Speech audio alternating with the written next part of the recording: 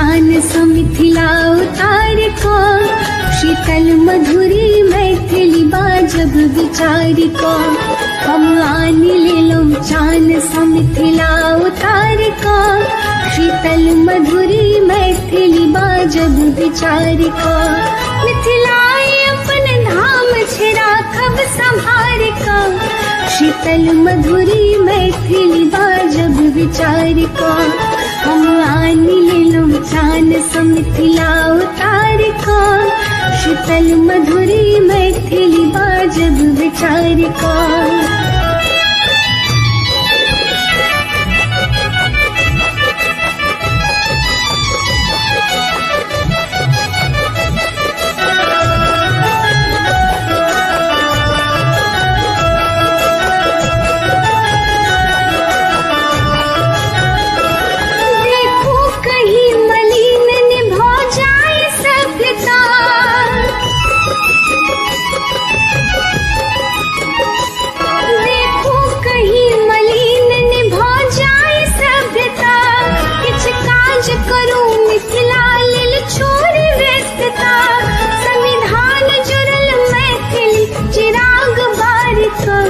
मिथिलाई अपन धाम छे राखब संभार को।